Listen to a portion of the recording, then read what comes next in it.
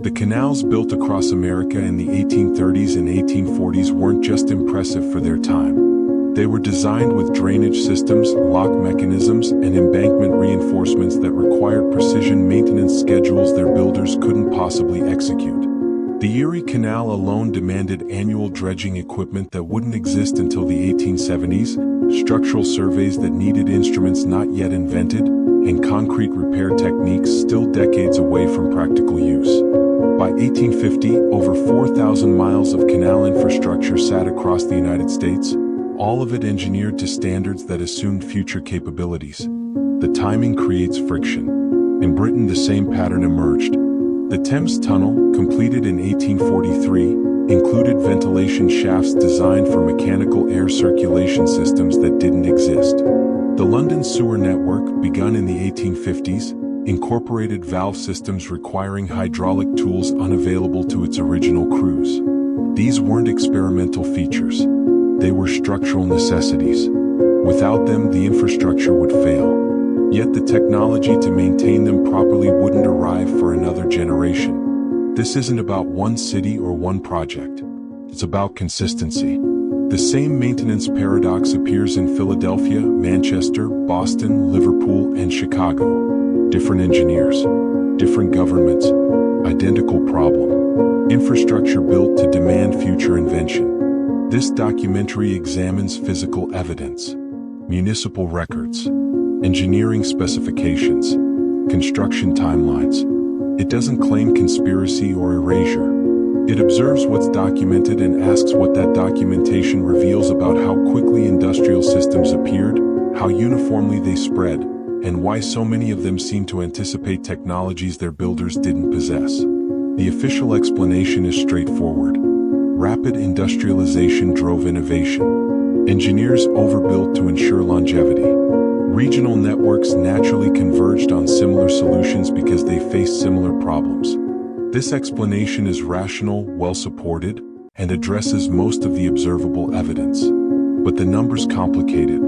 Between 1825 and 1855, the United States constructed over 23,000 miles of railroad track. Not simple track, graded roadbeds, standardized gauge, bridge foundations engineered for load weights that wouldn't become common until the 1880s. The maintenance manuals for these systems, preserved in railroad company archives, specify replacement schedules, inspection protocols, and repair techniques that required metallurgical testing equipment, precision leveling instruments, and chemical analysis capabilities that railroad crews in the 1850s simply didn't have. The Pennsylvania Railroad's 1852 Maintenance Directive is one example. It calls for annual rail inspection using magnetic particle testing to detect internal fractures. That testing method wouldn't be invented until 1868. The directive also requires concrete tie replacement on a 7-year cycle, but Portland cement wouldn't reach consistent commercial availability in the United States until the 1870s. The Erie Railroad's 1849 Bridge Inspection Manual specifies stress calculations requiring slide rules accurate to 3 decimal places. Those instruments existed, but they weren't standard issue for field crews until the 1860s. These aren't isolated documents. They're standard practice records, filed and cross-referenced across multiple rail companies, in multiple states, describing maintenance systems their operators couldn't perform. In Britain, the pattern holds. The Great Western Railway, operational by 1841, included tunnel ventilation systems designed for steam-powered exhaust fans. Those fans weren't installed until 1863. The London and Birmingham Railway's 1838 maintenance logs reference hydraulic jack systems for rail replacement that wouldn't become available until the 1850s. The infrastructure existed. The maintenance requirements existed. The technology to meet those requirements did not. Then there are the water systems. New York's Croton Aqueduct, completed in 1842, delivered clean water to the city through a gravity-fed system spanning 41 miles. The aqueduct included pressure regulation chambers, sedimentation basins, and distribution reservoirs designed to standards that assumed constant monitoring with pressure gauges, flow meters, and chemical testing apparatus. Those tools existed in laboratory settings, but they weren't field deployable until the 1870s. The system's maintenance manual, archived in New York's municipal records, specifies testing intervals and repair protocols that required equipment its operators didn't have. Boston's Cochituate Aqueduct, opened in 1848, shows the same characteristics. Valve systems requiring hydraulic calibration tools. Reservoir walls requiring concrete patching compounds not yet commercially available. Filtration beds requiring particle size analysis that needed microscopy equipment beyond what municipal waterworks possessed. The Cochituate system was designed to serve a population of 200,000. Boston's population in 1850 was around 136,000. The system's capacity wouldn't be justified for another 2 decades. But the infrastructure was already there, already requiring maintenance protocols its builders couldn't execute. This is where the documentary friction intensifies. Not just overbuilding, not just optimism. Infrastructure built to specifications that assumed technological capabilities not yet available, spread across multiple cities, multiple countries, appearing within the same narrow window of time. The gas lighting networks follow the same template. Philadelphia's gas system, established in 1836, included underground distribution pipes designed with expansion joints, pressure relief valves, and leak detection points that assumed manometric testing devices not in common use until the 1860s. The system's layout, preserved in city engineering archives, shows a distribution logic optimized for pressure regulation that required instruments its installers didn't possess. London's gas network, expanded rapidly in the 1840s, included similar features. Valve systems requiring torque specifications that needed calibrated wrenches not yet manufactured. Distribution hubs designed for pressure monitoring that required gauge technology still in development. Maintenance logs from the 1850s reference repair protocols that couldn't be properly executed until the following decade. The infrastructure worked. It functioned. But it functioned at a level of maintenance precision that its era couldn't fully support. And then there's the administrative layer. The record-keeping systems that tracked all of this appeared simultaneously. Standardized municipal archives, engineering documentation protocols, cross-referenced maintenance logs, all of it emerging in the same 30-year window, across different governments, different continents, with remarkable structural similarity.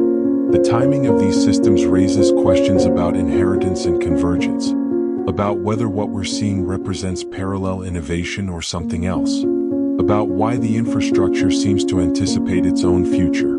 The Erie Canal's maintenance records from 1848 present a specific problem. The canal required annual dredging to remove sediment accumulation that threatened navigability. The dredging schedules, filed with New York's Canal Commission, specify removal depths, flow calculations, and sediment density measurements that needed surveying equipment not standard until the 1870s. The canal was operational. The dredging happened. But the precision the records describe required technology the crews didn't have.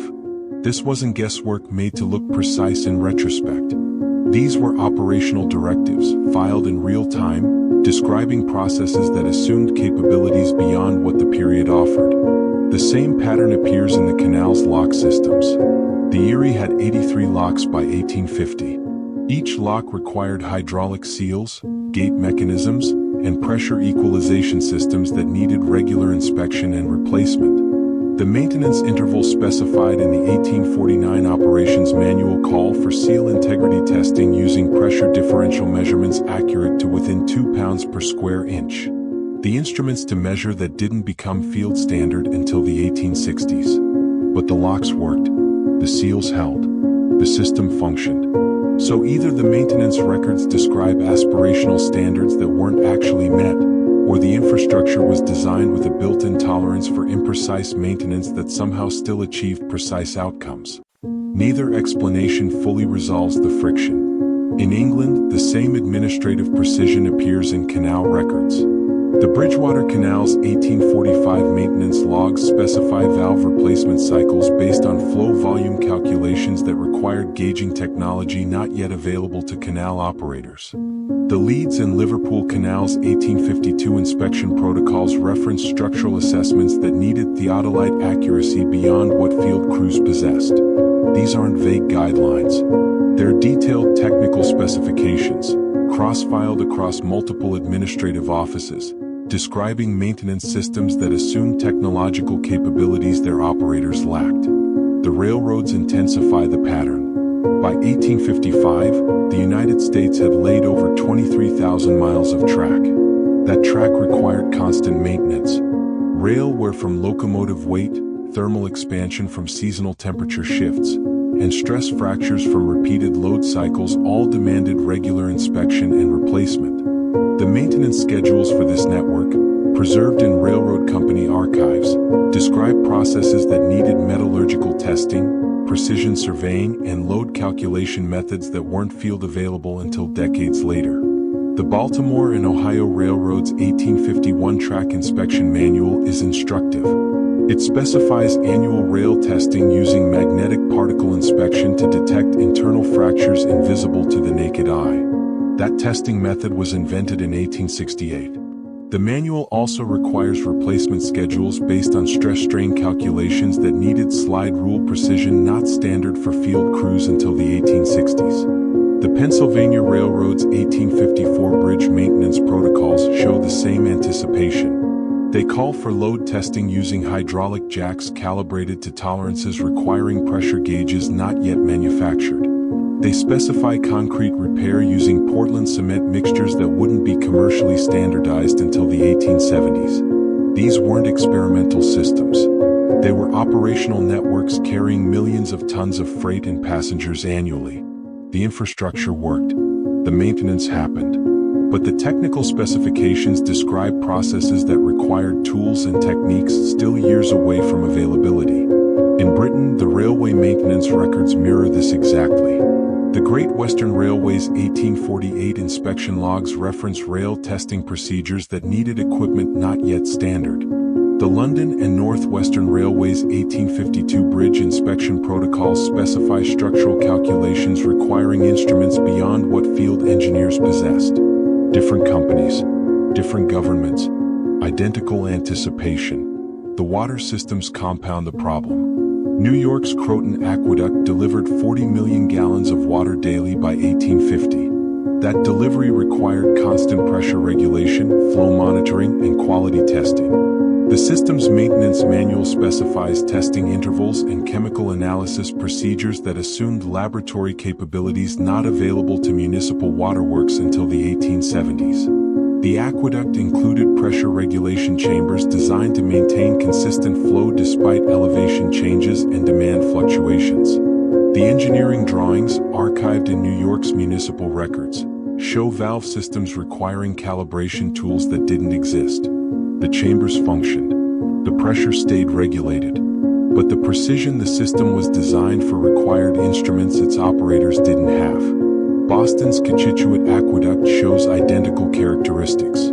Valve systems requiring hydraulic pressure testing beyond available technology. Reservoir walls requiring concrete analysis that needed microscopy not yet field deployable. Filtration beds requiring particle size measurements that assumed capabilities the waterworks didn't possess. The Cochituate system was built to serve 200,000 people.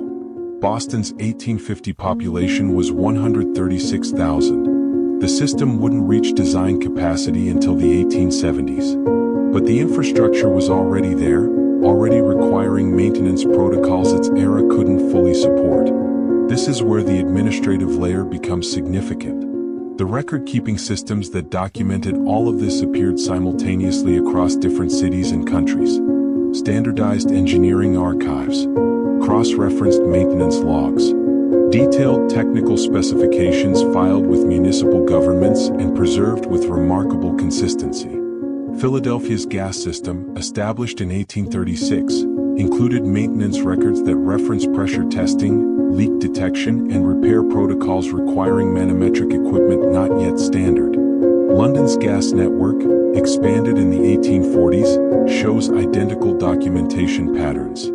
The records describe the same testing procedures, the same repair intervals, the same technical specifications, all of them assuming capabilities their operators lacked.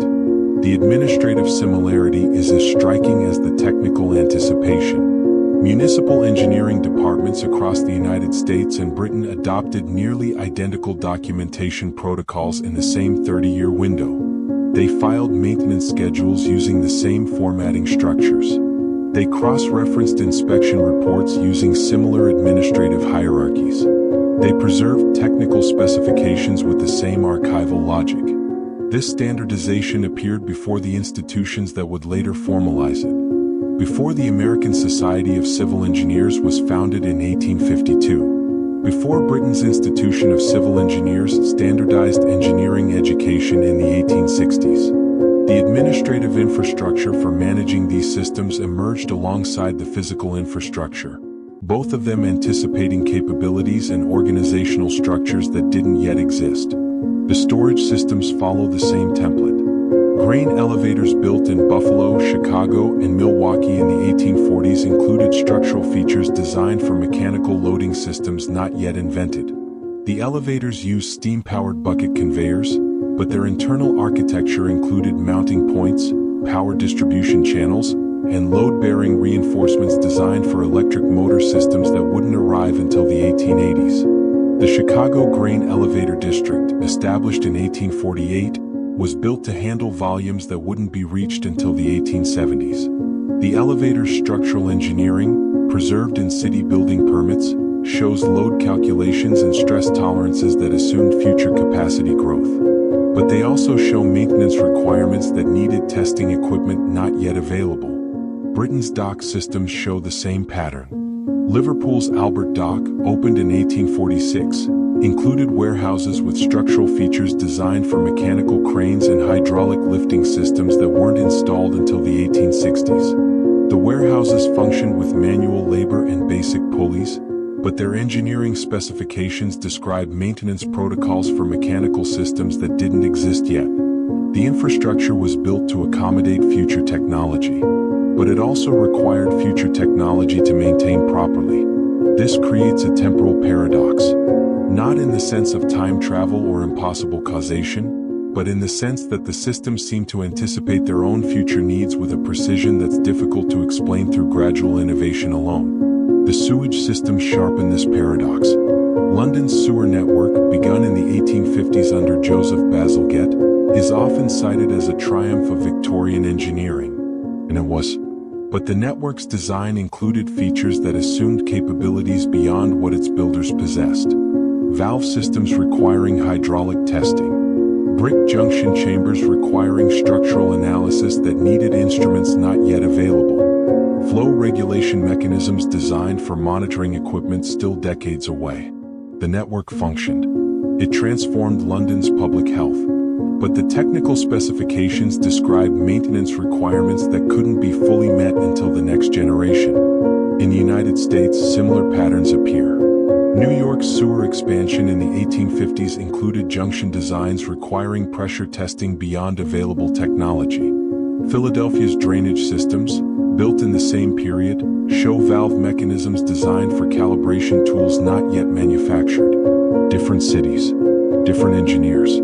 Identical anticipation of future capability. Whether this reflects inheritance of prior knowledge, convergent innovation under similar constraints, or something else entirely remains open to interpretation. But the scale of consistency suggests something more than coincidence. The term Tartaria appears on European maps from the 15th through 19th centuries.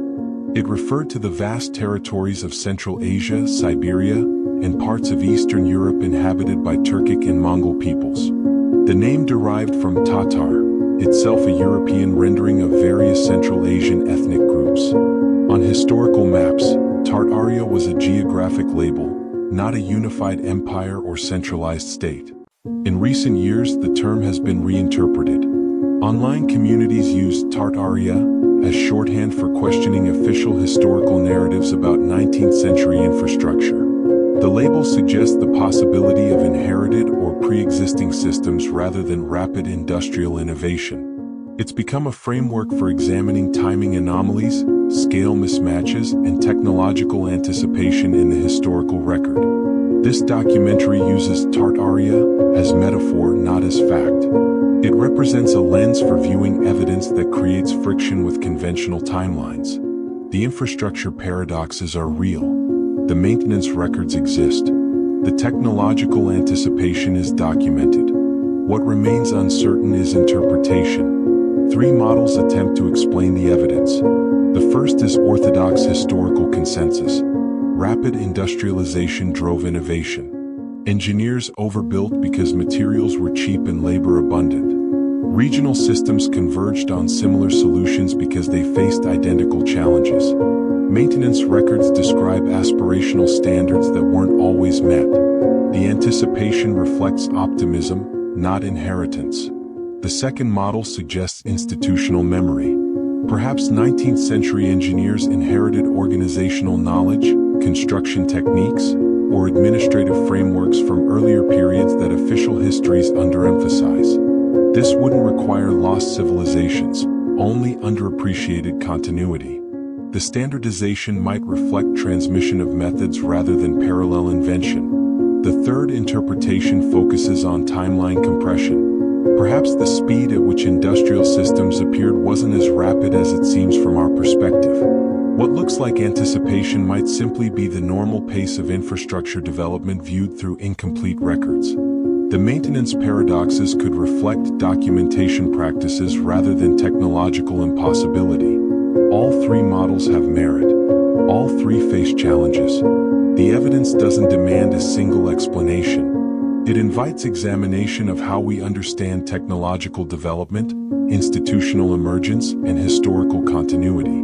The infrastructure exists. The records exist. The timing creates friction. How we interpret that friction remains open. There's a specific year that keeps appearing, 1816. The year without a summer. Volcanic eruption. Climate disruption. Widespread crop failure across Europe and North America. In the immediate aftermath, infrastructure expansion accelerated rather than contracted. Canal projects launched. Railroad surveys began. Municipal systems expanded. Whether this represents recovery, adaptation, or something else depends on perspective. The metaphor of Tartaria isn't about proving a lost civilization. It's about recognizing that our infrastructure's origins contain unresolved questions. The maintenance paradox is real. The technological anticipation is documented. The administrative synchronization is observable. What this reveals about the 19th century, about how quickly systems can emerge, how uniformly they can spread, and whether they represent pure innovation or something inherited, remains a question the evidence invites us to examine rather than answers it definitively provides. The infrastructure still stands. The records still exist. The friction remains.